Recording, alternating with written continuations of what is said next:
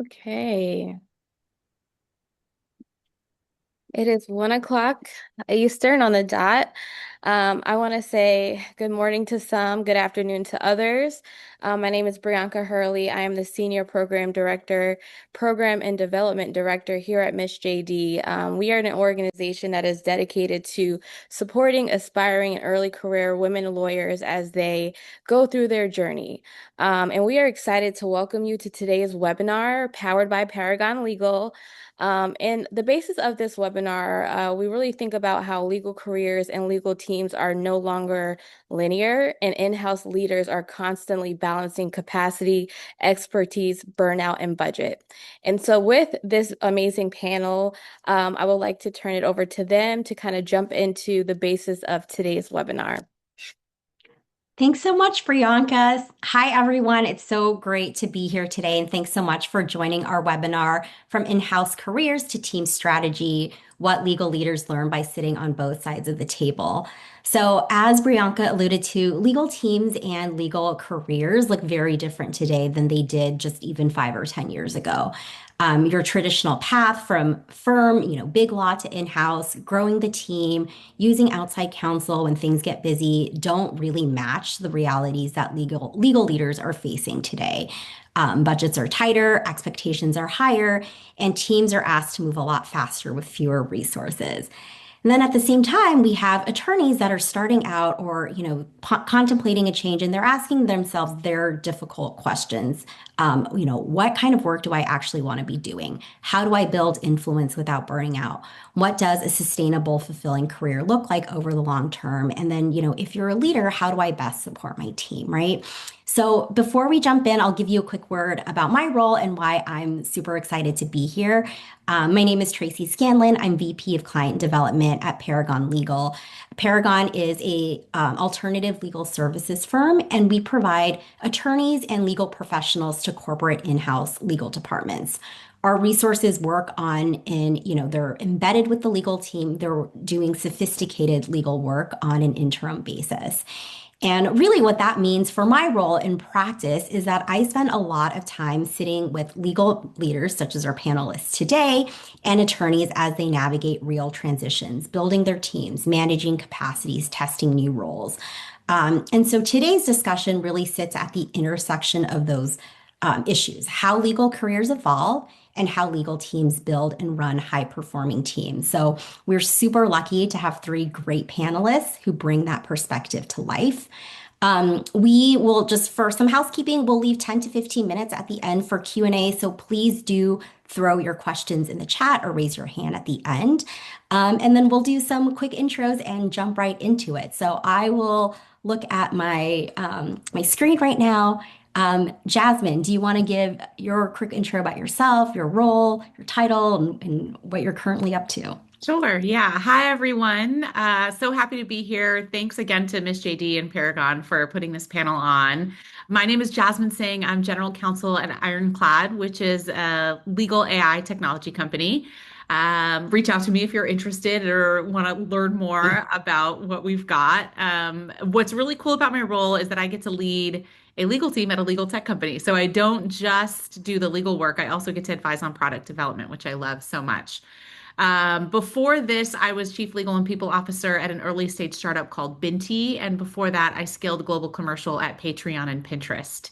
I started my career as a litigator in big law, so a few different San Francisco law firms, and I'm based in the Bay Area. Thanks again for having me. Thanks, Jasmine. Vanina. Hello, everyone. It's great to be here. So I'm Vanina de Verneuil, and I'd say that my career is definitely right with the title of today's panel, which is that it's very non-linear. And I think in many ways it debunks a lot of the myths that we have. So hopefully it inspires those that are listening. So today I'm the general counsel of 𝗣ฐ์𝗲𝗀𝗃𝗀𝗀. We're a publicly traded biotech, and we do infectious disease and we do oncology. But I started off actually in private firms. So law firm, I started off in Wall Street being like M&A public company. And then I transferred over to France because my husband is French and did 2 years there and 8 years in China. Then I went into the general counsel role actually with no in-house experience. So that was really cool. I did 4 years of that. And then I went back to a private law firm, became a partner at a big law firm here in the Bay Area. and very quickly missed the heart of a company and the operations of it. And then I had a family tragedy, a couple of inflection points, and that's how I met Paragon and really wanted to go into biotech. So I was with Paragon, and that's how I ended up at 𝗣R, and then got the role about a month later, the permanent role. And so now I'm GC here and also a client of Paragon. So it's great to be here today. Thanks, Vanina. And Judy, what about you? Hi, yeah, thanks, Tracy. Hi, everyone. My name is Judy Tieh. I'm a corporate and securities attorney. I am currently on an engagement through Paragon Legal with a tech company here in the Bay Area. I started my career in big law in New York City, but realized fairly early on that I enjoyed working closer to the business.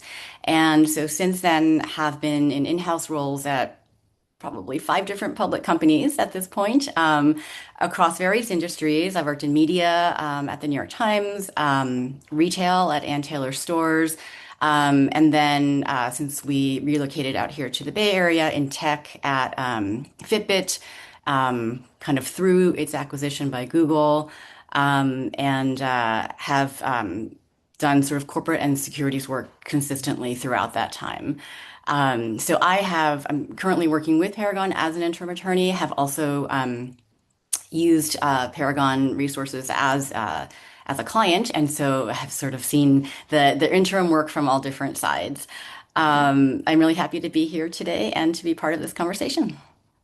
Thanks so much, Judy. So I think, the folks in listening to this webinar right now can probably see themselves in you three. You've made a lot of big moves. And I would love to hear, and it sounds like all three of you started in private practice and at law firms, and would just love to hear a little bit about your career moves in-house. What prompted you to move? What surprised you when you got there? What was easier? What was harder? And Jasmine, how about we start with you? Yeah, it's interesting because the first iteration of that question, to Vanina's point, makes it sound like my career was linear. But then when you ask me the follow-up question, this is my chance to be like, actually, it was bananas. Yeah. So I started in big law firms and I moved to a few different firms. And the short version of the story is I just felt like I was always looking for something that I wasn't finding in firms. And I kept thinking like, oh, maybe if I go to a different firm or if I go to a smaller firm or, like how can I get closer to the clients? Maybe it's this different type of litigation that I want to be doing. And I think I had two major realizations. One is I just didn't love being a litigator. And two, I felt like I was never totally mission aligned working at law firms because I always felt like I was coming in after the fact. And so I actually, after, getting super burnt out, long law firm hours, lots of health troubles, I decided to walk away from the practice of law altogether for a short period of time, and I became a spin instructor. And it was the best job ever. And I tell this story a lot because I really want people to know two things are true. One, it's okay to walk away from something that doesn't serve you. And like that is not part of many of our nature. It did not come easily to me. It took like a breaking point for me to finally realize that. And two, it doesn't mean ruin. And I, in the beginning, did think it meant ruin, right? I was like, I have destroyed my legal career. I'm not sure how I can come back from this. But what I did is while I was a spin instructor, I took time to really think about what I wanted to do and who I wanted to be in the world. And I knew that I didn't want to give up on being a lawyer.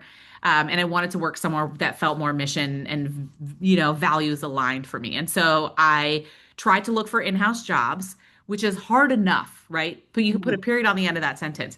Way harder when you're a spin instructor that lives in Las Vegas, which is where I moved at the time because my fiance was living there. And so I really pedal to the metal, networked, applied to as many jobs as I possibly could, ended up circling back to a previous client that I had represented in a consumer class action while I was early in my litigator days, 24-hour fitness. And so I then went in-house to 24-hour fitness, which was a perfect match for me because I loved health, wellness, and fitness. And then the transition to, your main point, it's like what I found was actually what I yearned for, right? A place where I felt like I was part of a team that was building something. I was, working towards a common goal. I was, in front of problems before they happened as opposed to coming in after they happened.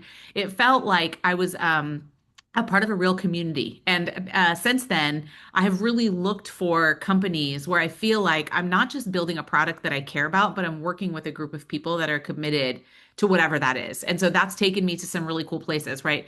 Pinterest, our vision was literally, our mission was to inspire people to live a life they love. Like, what is more beautiful than that, right? And Patreon was all about bringing the joy and beauty of creators into the world. And Binti was a social welfare, around child welfare company. And now I work at a legal tech company serving my own legal community. So I felt like I've been able to, by way of my transitions in-house, continue to stay really true to what it is that I want to do in the world and who I want to be.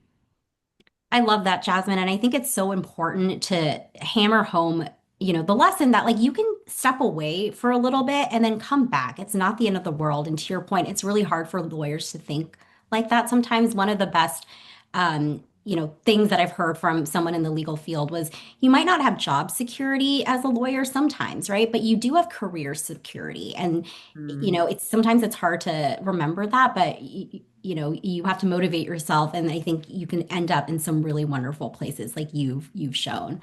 um, Vanina, you mentioned that you got your first in-house role, from a law firm and kind of jumped directly into that GC role, which is really cool. Can you tell us a little bit about that? What helped you build up credibility quickly? How did that's such a huge jump? Like, tell us a little bit about that. Yeah, no, absolutely. And I love the question. And the first thing that comes to my mind is the Miss JD. And I always think to myself, and I tell any aspiring lawyer that having a JD, I think, is one of the most remarkable careers, really.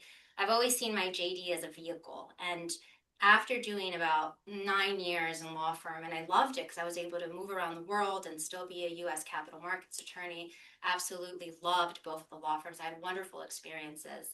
I got to a part where China was changing, my family was changing. I just had my first son. And at the time, there was a client that was interested in hiring someone with my skill set.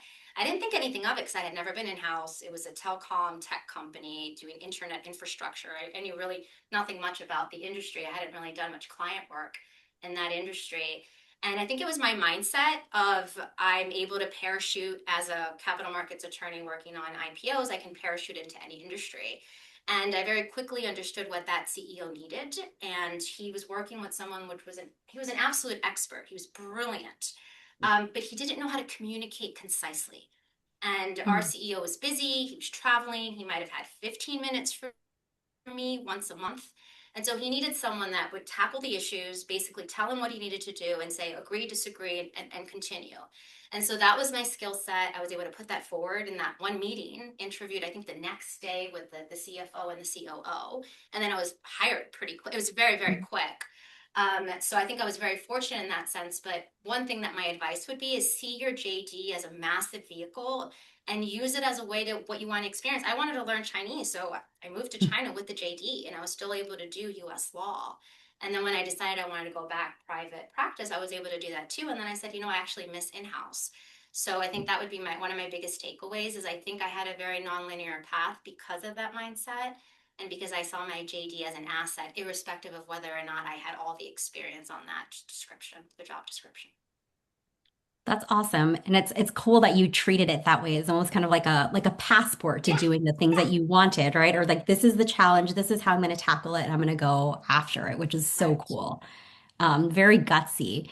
And Judy, why don't you tell us a little bit about your move from, law firm to in-house? And you've been at several different places. So, and like you've been on both sides of the fence too, as like a contract attorney and then a full-time in-house attorney. Can you tell us a little bit about that and how do you, navigate the different environments between law firm and in-house? Do you find yourself practicing in a different way? What was that like for you? Yeah, so I, as you noted, started out at sort of big law, like sounds like most of us did. And I was doing as a junior associate, M&A and financing and getting that sort of big law training. But as a junior associate, you're doing like a very, very small piece of something much bigger, and it was hard to kind of stay motivated. It was just long hours doing this discrete task that you didn't really have an understanding of necessarily how it fit into what the company was trying to accomplish. So then when the dot-com boom came to New York, the firm I was working at started taking on sort of smaller clients, emerging public companies that didn't really have their own in-house teams built out. And so they were using outside counsel to do some of the work that maybe traditionally would be done in-house. So then I started doing sort of the 34 Act reporting, the Ks and the Qs, and working on equity compensation plans and sort of that more day-to-day stuff that a public company has to tackle. And one big difference was I was working directly with the business teams, sometimes the CFO, even as sort of a junior associate. Um, so that's when I think the switch kind of flipped, and I was like, I think I would enjoy working in-house. And I took my time, I did a lot of interviews. I was trying to figure out sort of what kind of a role I wanted, how big the legal department, should be.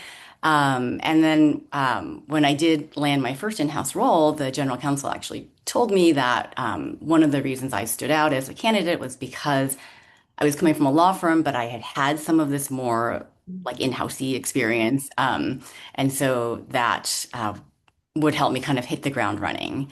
So I think that I've never looked back since then. I think that one of the things that Jasmine said really resonated with me, which was, once you get in house and you start really getting integrated into the business, it was kind of surprising to me how different that feels to kind of understand the role that you play and how the work that you do really impacts the business.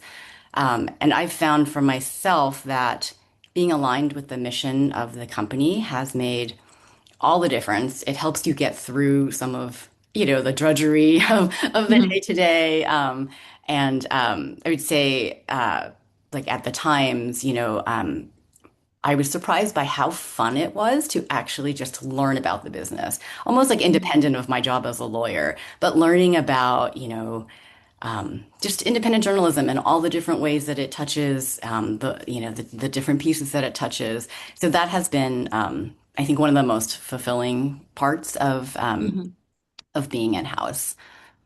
Great. So it sounds like, we have three different paths here.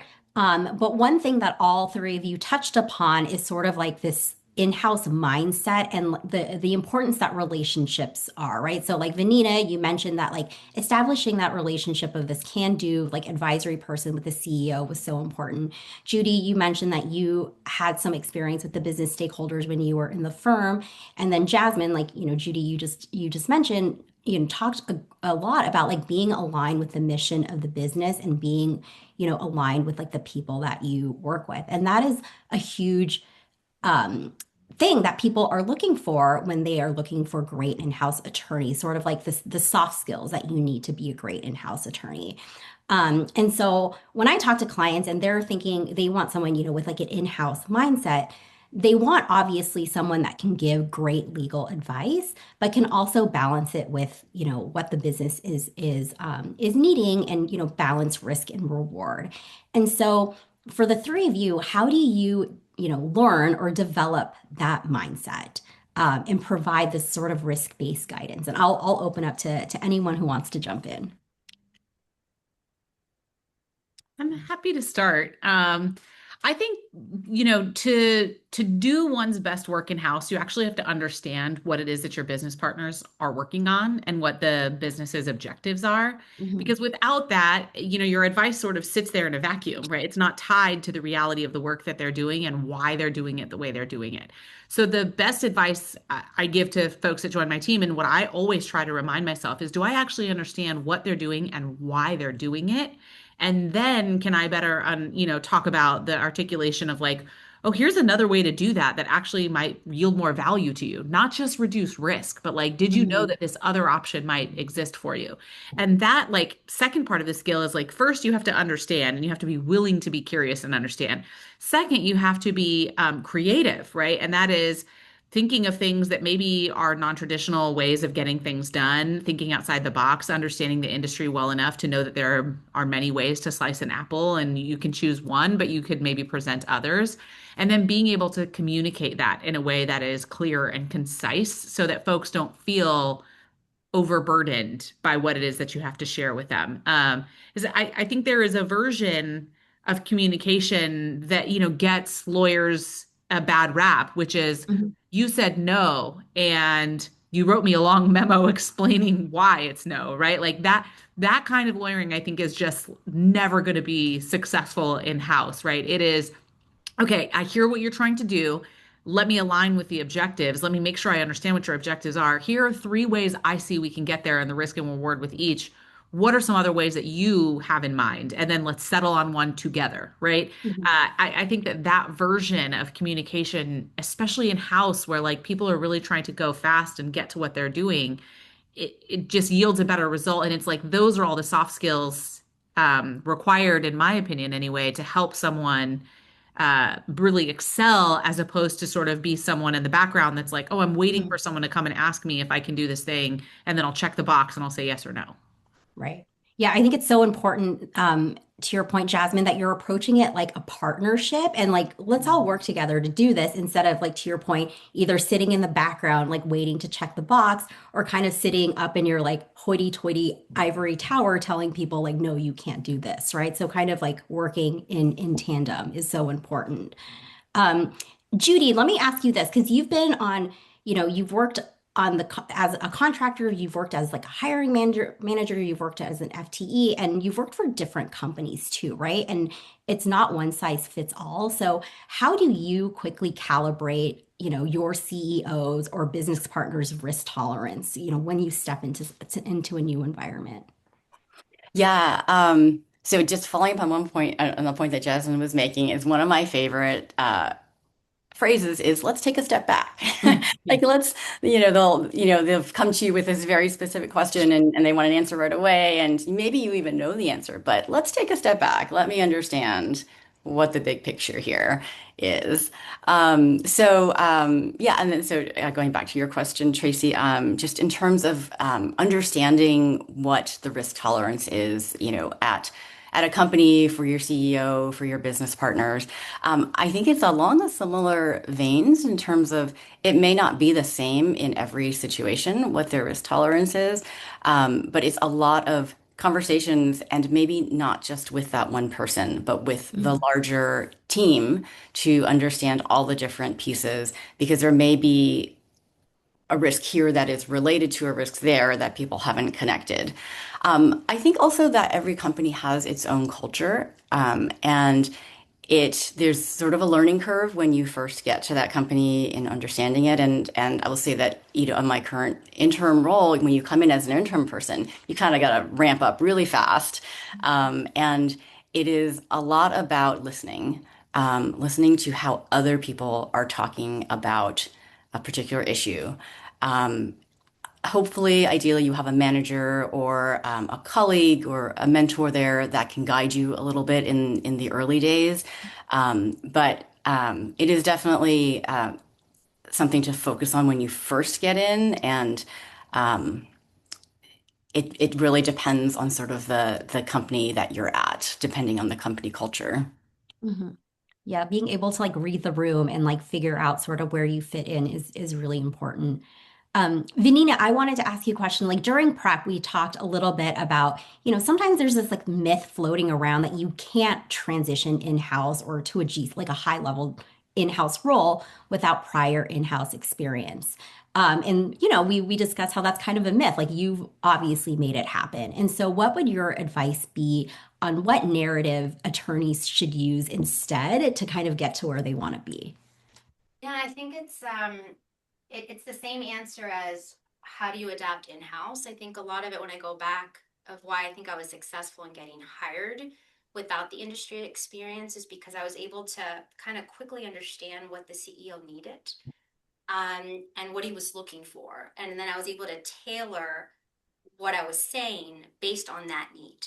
And I think one of the things I've always seen as a lawyer is that I'm in a service role. So you are my Mhm. client. I even think my CEO is my client, CFO is my client. And so I always think to myself, based on what they're saying and what I know about them, what do they need? And then based on that, I will tailor what I am presenting, right? So my CV, just like a CV would be different for job one and job Right. two, I pitched myself, our CEO and our CFO in my first in-house job, they were just like day and night. They were so different. I was still the same Vanina, but I Mhm. adapted myself in every interaction I had with them. And I think that's why I was so successful with both. So I think it's one mindset. Don't think just because someone tells you they can't do something, my whole career is like, oh, you're not going to be able to do that. I'm like, watch me. So just take that off your mind. You can do what you decide you want to do, end of sentence. And then the second thing is two soft skills is one, being concise, breaking through the Mhm. noise. Both of my CEOs were like, you just break through the noise, make it simple, and it's just, I can understand it without feeling stressed, right? And I adapt different styles. One CEO, he had no time, 15 minutes a month. My CEO now, she wants to know everything. I text her maybe 15 times a day. So Mhm. completely different styles, but I adapt and I'm clear and concise in my communication. So I think those are the three biggest things. Yeah, that's a really good point Yeah. and important to know, right? You're not billing by the hour anymore, or not, by the point 0.6 hours to every 10 minutes anymore. A lot of times it's a TLDR situation and you need to just get to the point and know your audience. So we've talked a little bit about the three of you, transitioning into in-house careers and being the service provider and or partner to, your CEO, your CFO, and also to the business stakeholders. But it's also very cool because all three of you, and I've had the pleasure of working with all three of you in sort of a hiring manager boss situation. And so, as you progress in your legal career, you're not just the service provider, the individual contributor, but you are a leader. That not only has like the internal clients, but you are managing a team and a group of people. And I think people management is one of the hardest but most rewarding things to do as a legal leader. And so would love to hear from the three of you of like, what is your philosophy about managing a team? How do you run a team without burning people out, especially with all the tools we have today? There's like AI, there's less resources. People are expecting folks to do a lot more with less and tracking metrics and all of that. How do you manage all of that without, stressing everyone out? And I'll open it up to anyone. Yeah, I'm happy to take this one. I'd say it's a similar response in that when I think of, I'm doing 4Cs right now, that's kind of like our end of the year reviews. I ask myself the same questions, Mhm. right? What makes them happy? What have they told me in the past that they want to do? Where can I help them be more efficient? And what do they need to get to that next level? So I'm really catering to that one individual and I track things. So, for example, I had one yesterday. So we've been together for 3 years. Year one, our goal was this, check. Year two, our Mhm. goal was this, so that they see that evolution. And so I think it's a very similar mindset is of just really focusing on the person, making sure you have the right people too. You don't want toxic individuals. Knowing when to let someone go is incredibly important in being able to manage a team. But once you've got the good ones and you want to keep them, it's just really asking what do they want? How do they want to evolve? What's draining them? What makes them happy? What do, I mean, somebody might like something that you don't like. And then where do they see themselves and how can you help them get there? And that's been a good formula for me. Great. Jasmine, what about you? Yeah, I'll answer the first part of your question around sort of like how do I see myself as a leader and how do I lead? For me in particular, it's as a servant or coach, right? Like Mhm. the servant leader means I really do believe that my job is to help my team and to help my company. And so I roll up my sleeves and I do work with them. I noodle through problems with them. I'm in the trenches with them. Sometimes I'm like, yeah, I want to know what that issue is. Like assign me a contract next time so I can, get in the weeds with you. And I know that, people are always like, oh, what's the highest and best use of your time? And I'm like, to understand my team's problems intimately is actually the highest and best use of my time. Mhm. And so I try to intimately understand the work and what gets in the way of it being done as best and as efficiently as possible. And then I try to manage around those things, right? Because I'm trying to optimize always, which is, hey, I noticed when I was in that flow, XYZ was a problem. You must be experiencing that too, right? or making sure that they're articulating to me where they see inefficiencies or where they see opportunities for improvement. I start every one-on-one asking for feedback and giving feedback. I say, give me one piece of positive feedback and one piece of constructive, and I do that every single one-on-one with everybody on my team because I really want to know where there are opportunities where together we can build a better, right? Not just Hmm. sort of staying stagnant.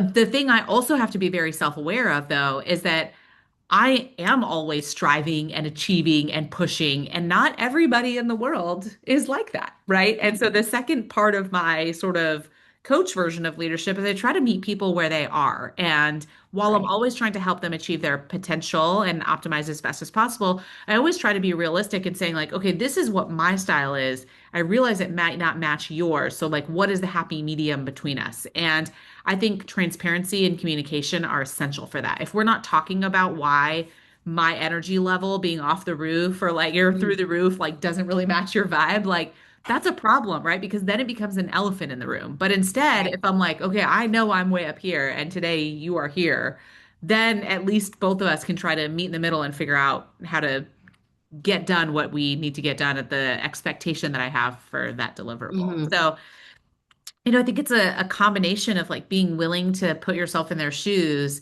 and also being really eager and excited about the ways that you can help optimize and, not just give them the work that they want, but Hmm. equip them with what they need to do their best work. Yeah, and I think, what you mentioned about being in their shoes is so important. And I think it's helpful when you personally have had a career that, has been nonlinear and has done, have done a lot of different things and been, the lead or a support. And, you are able to draw back on those experiences. Totally. And the Um, experiences of having been managed by really great managers and trying to emulate them, yeah, and not so great managers and being like, okay, Jasmine, do not do that because you right. hated it, right? So I also Yeah. try to bring that to my day to day.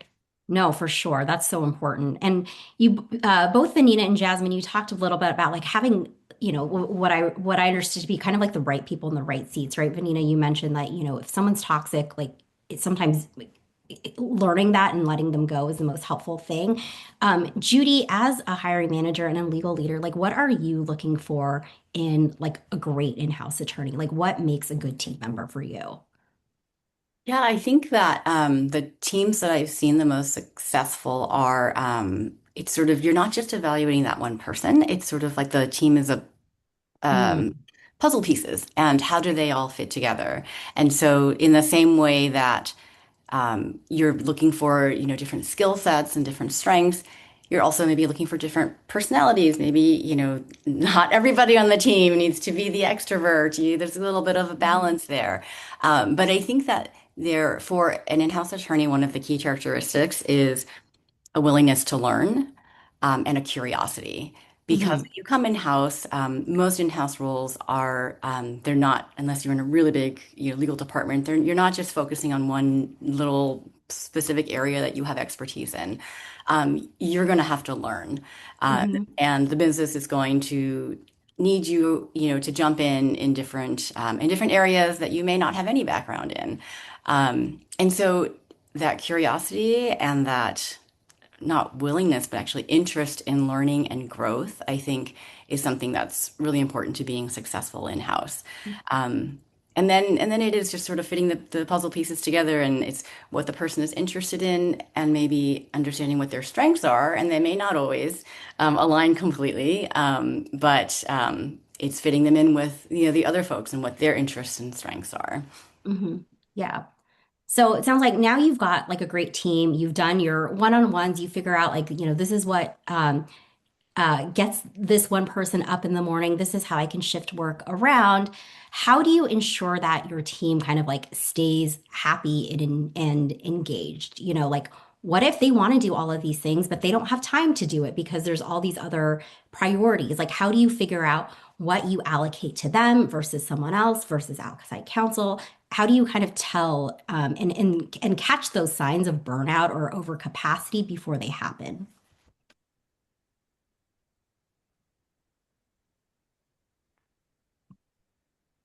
I can take that one.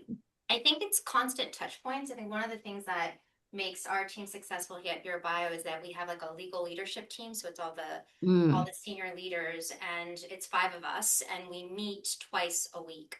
And so we're able to kind of do touch points all the time because we are so busy. Things move very, very quickly. We do use outside counsel, but we've also reduced spend enormously. So there's also, I think, a personality, like the team members that are part of my team today are individuals that kind of like to mold what Play-Doh. I always say the play Hmm. like they like to mold Play-Doh. What do I mean by that? It's individuals that want to come in and say, "Oh, fun! Right now you outsource this. Like I have IP, you outsource this, and you spend X millions. I can internalize this. I can create it in house." And then so all the personalities that I have tend to be those type of individuals, and so that's helped a lot with reducing spend. And if you attract that right personality, they have fun doing that. Hmm. They actually want to create that. And so I always say, do you like to play with Play-Doh? Because you have to be productive. We're in a company, we run fast. You can't wait for someone to give you an assignment. You kind of have to figure out what the next thing is, and you have to like it to be Hmm. happy. So I think if you have the right personality and what Judy said, they fit with the team and it's harmonious. I think that inevitably it doesn't lead to burnout unless something happens personally or because they have that natural happiness. Hmm. And so I just do constant touch points all the time. We're big texters, and so we text a lot. And so the moment something happens, I resonate with what Jasmine said. It's, well, is there a way to get there faster? What's the Hmm. problem? Let me know the problem. Don't sit on it or try to figure it out for hours. Just let me know. And then how can I help you figure it out? There has to be a faster path of Right. least resistance, I call it, a path of least resistance way to get there. And then what can I do to help you? And so Hmm. I think those elements that they're combined, I always ask, is there a retention? Are you feeling okay? Are you happy? What's going on? Right. So it's not so much of they're only doing what they love, but they're doing it in a very efficient way. And I have the right personality types that are super excited when they tell me that they saved X amount of money. And so Hmm. to me, Right. it's that important mix that has made the team so successful. That's great. Yeah. And how do you figure out, like, with those team members, or maybe you're making the call, how do you figure out what to keep in-house and what to outsource to, partners like outside counsel or like a Paragon or, even legal tech, right? Like how do you figure Mhm. what buckets that work goes into? Jasmine, I'll ask you. Sure.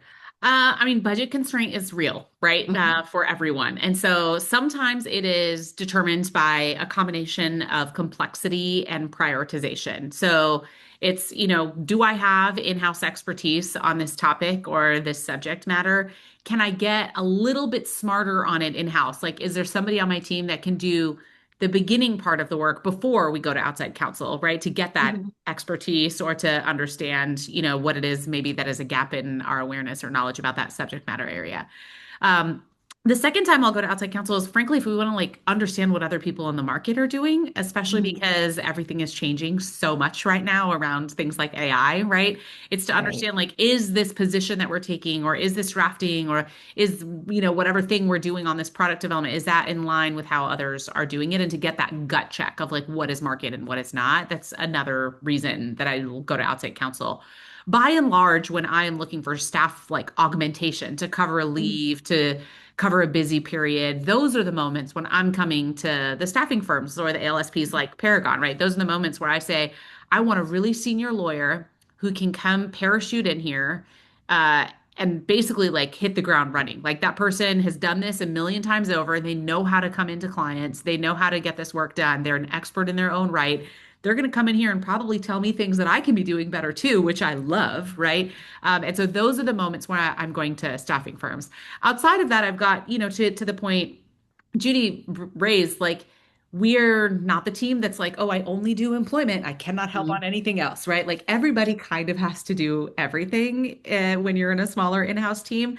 So the rest, it's fluid, right? We sort of figure out how we can redistribute, how we can make sure that folks on the team are getting stretch opportunities, but also not totally burning out and are overburdened. And so I also try to just stay close to the team in terms of prioritization, which is where I started to say, like, if there are things that frankly we just can't do right now, what are the trade-offs? Like, what is the Mhm. implication of not doing it? And what are we going to choose to do first versus second?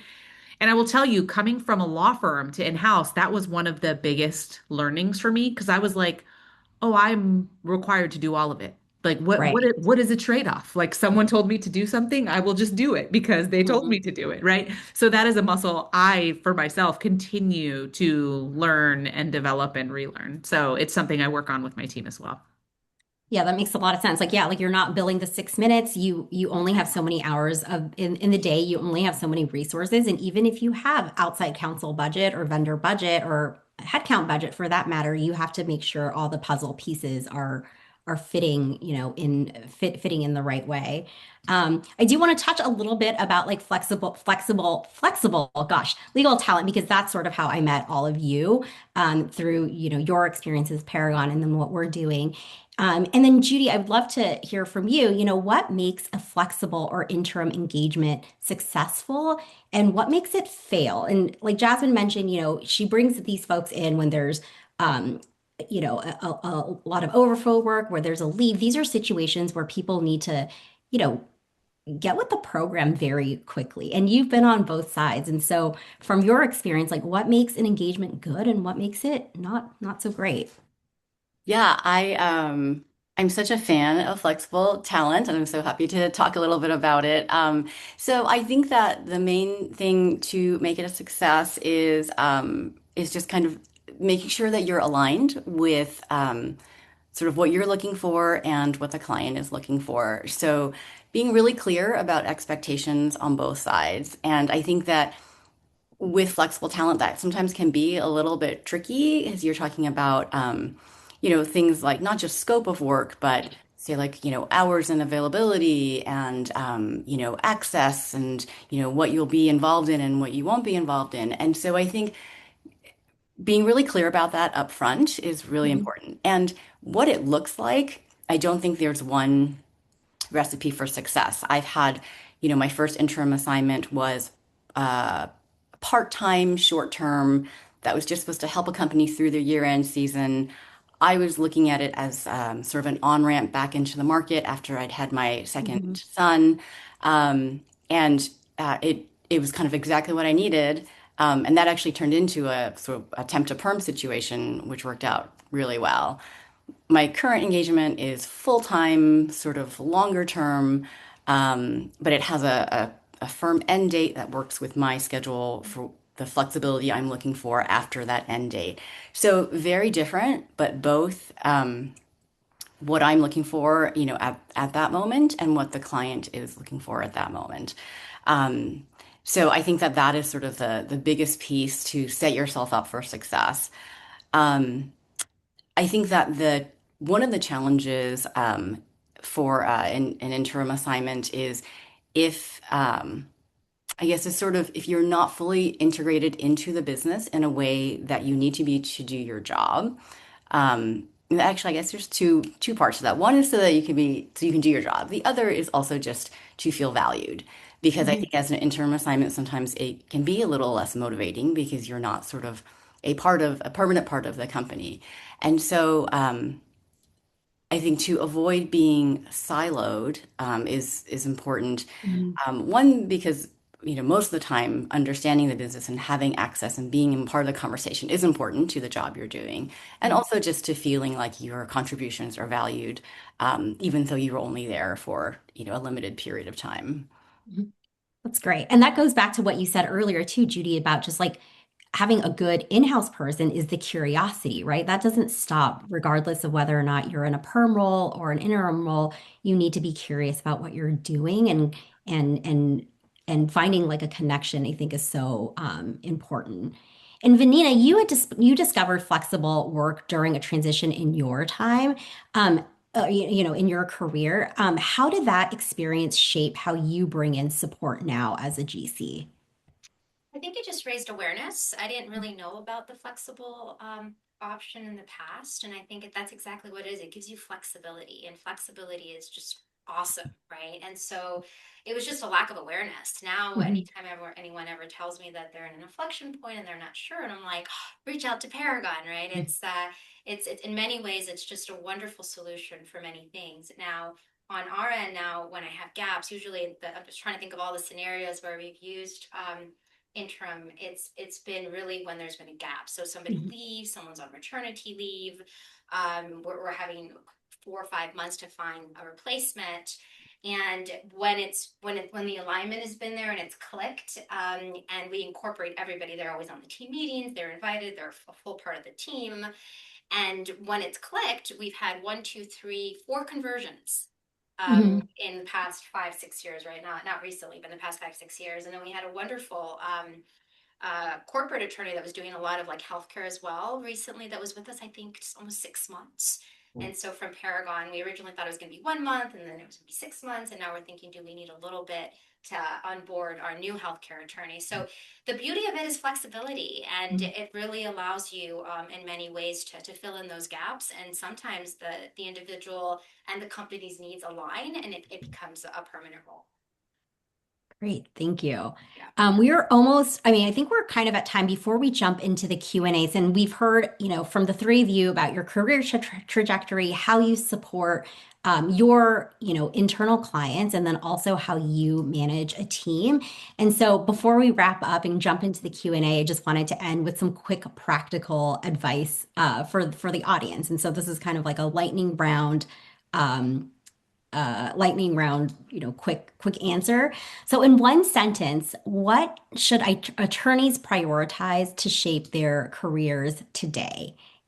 You can answer that question, or you can also answer if you could go back and change one thing in your career trajectory, what would it be? Would you do that? Jasmine, I'll start with you. I would prioritize finding mentors and people who will teach and support you in your career, because that makes all the difference. That's great. Vanina, Learn how to boil down any issue in 2 sentences. Judy. Take the time to figure out what it is that really motivates you. Mhm. I think those are also they're also great, because I think sometimes as attorneys and as women, it's hard to ask for help. And so finding that mentor sometimes can be very tricky, being concise again, logging all those hours, writing all those memos, trying to figure out how to boil that down is so important. And then Judy, to your point too, there's no use kind of chugging along if you're just going to be unhappy and going to have to get derailed, Great. later on, right? It's helpful to take that time sometimes to figure out what you really want. So thank you three so much for sharing your perspectives. I will pause right now and see if we have any questions from the audience. So feel free to raise your hand or drop something in the Q&A, or Brianka, if you have anything, just throw it out there.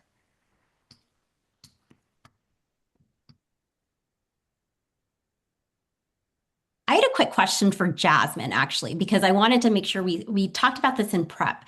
You had mentioned something as a former litigator that when you were looking for great talent, you like looking for litigators. And I imagine that we have a lot of people in our audience today that, are litigators at a firm, and they're trying to figure out how you parlay that to in-house, right? Because a lot of in-house teams don't have an in-house litigation team unless you're like a huge company that's dealing with like slip and falls like all the time, right? And so I think it would be really helpful. It was helpful for me. I think it'd be helpful for our audience for you to kind of share your perspective on the litigator mindset and how someone with that profile, gets their foot in the door. Yeah, I think there are three key attributes of litigators that, in my opinion, make them very successful in-house attorneys. One is the ability to learn any subject matter area very quickly, right? That is, as litigators, we are trained to become the experts in every single matter that we're on, and oftentimes we're staffed on multiple matters. So, you've got to know deeply and intimately the nuances of new industries and new problems. And as in-house counsel, it is the exact same thing. There is always something new going on. You got to figure it out. So all of that quick learning, curiosity, getting into the problem and figuring out how to solve it, like that skill set is so valuable. The second is litigators have seen it when things have blown up, right? Right. And so they know what really matters and for the most part what doesn't, right? And this is where I'd say like the for the most part really matters. Sometimes you get litigators who are actually super risk averse because Right. they're like, oh my gosh, this is going to turn into litigation. I saw this happen once, and so that could happen again, right? But for the most part, if are a litigator that has like seen resolutions and, has the ability to like pull back, let me take a step back. I forget if it was Yeah, Vanina yeah. or Judy that said that. Um, I feel like those litigators are the people who can walk into a room and be like, yeah, we're doing all that stuff wrong, but who cares? Like, that's not our biggest problem, right? Like, this other thing is what we're going to focus on, and here's why. That ability to just, suss out risk and really figure out what's actually material and what's not, and then to articulate it, I think is really important. And then the third thing I think is, just this awareness of different areas of the law, right? Because for the Mhm. most part, complex commercial litigators have both dealt with securities litigation and like breach of contract claims and intellectual property claims, right? So they have worked in each one of those verticals enough to be able to be a really helpful pinch hitter when it comes to in-house practice because they're not the person that's like, oh, I don't understand anything about employment law. Like most Mhm. litigators have probably done something, right, in every area of the law if they litigated enough to be exposed to those things. So Great. I think it's a really important skill set. And I also intimately understand how hard it is to tell that story because I was a litigator trying to go in-house and nobody wanted to hear about it, right? They were like, no, you don't know how to draft commercial contracts. You've never done that before. But I was like, I'll learn faster than anybody because Right. that's what I do. So if you're falling into this bucket, no, one, I feel your pain. Two, tell that story of why your skill set is transferable because that is more than anything, I think, the thing that's going to get you in the door and hopefully get people looking at your skill set as valuable to them. Thanks, Jasmine. This came in from Brianka. So anyone can answer. What is one skill or skill set or mindset you wish you had developed before going in-house? That's a good one. I'm happy to take that one. I'd say even I think it was before any law job. I think I would have liked to understand the dynamics of power and how Mm. important it is to understand.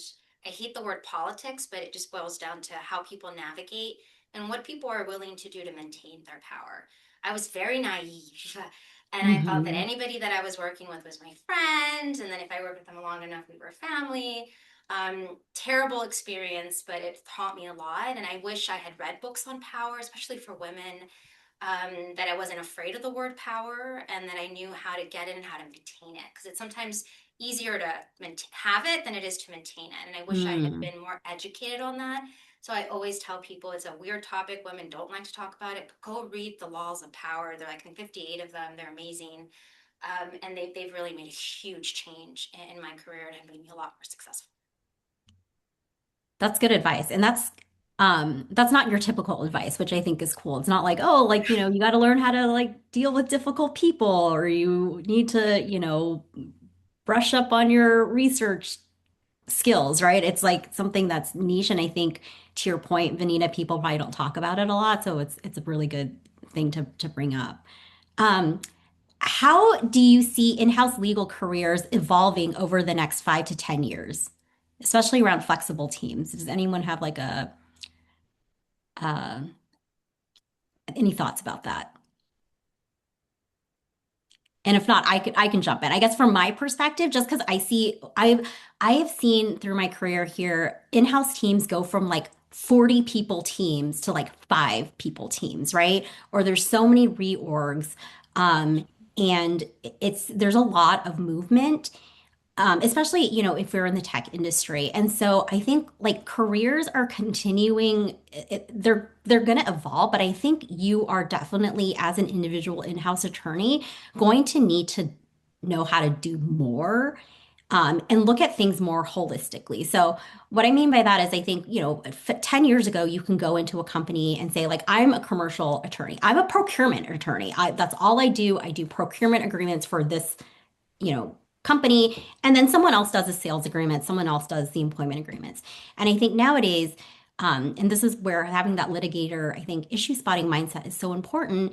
You are required to kind of know a lot more about what your company always does and go outside your lane, right? Like, don't let yourself get siloed the way, like Judy said, you need to know about everything so you can look at things holistically and see where you fit in.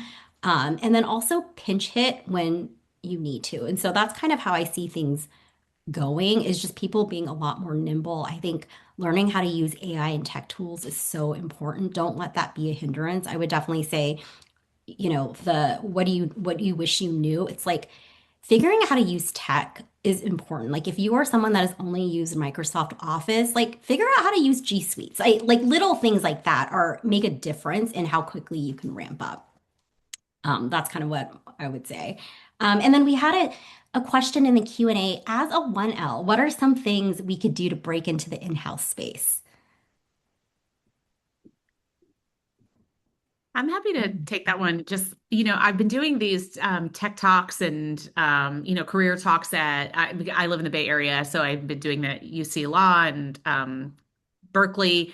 And, I'm amazed at the students that are coming to these talks and the questions that they have and the experiences that they have. And many of them are, trying to seek out these in-house lawyering clinics that the law schools have. They're, trying to get placed in social entrepreneurship clinics where they actually are acting as outside counsel, but like, monitored and sort of they have a professor that's making sure that their work is adequate and correct and all of that. And so I just think there are more opportunities now to try to seek out those connections to doing actual legal work, which I think is a connection to more easily break into the in-house space. Because if you can say, and I met a student like this, she was like, "Oh, I help contract manage for a local hospital, 3 days a week while I'm in law school." And I was like, "Oh my gosh, like I didn't even know what contracts management was when I was in law school. That's Yeah. amazing." So it's things like that where it's, whatever those opportunities are at your law school or in your local legal community that are in-house to try to go get connections. I think that is a nice way to jumpstart your career. The other thing I've seen a lot more recently, especially as folks are taking breaks between college and law school, is if you have a prior career or you've done, other things in-house or, for a corporation, like you can try to get back in there that way, because you already know some of the people, you already know what the company does. And you can just ask and say like, "Hey, I was, a recruiter at this company, or I did this at this company. Like, do you have an internship available or something like that?" So I think for folks that are, have had prior careers, um, you can go that route as well. And then like Jasmine mentioned, there's so many opportunities now with the law schools. There's like the clinics, there's um like at UC Law SF, there's a startup legal garage where you can like actually like, pitch ideas and stuff. So it's really cool. And I think there's a lot of good ideas. Um, and then before we go out, we have this great question for everyone. If you could go back, what is one career decision you would handle differently? I'll start with Judy first. Oh gosh.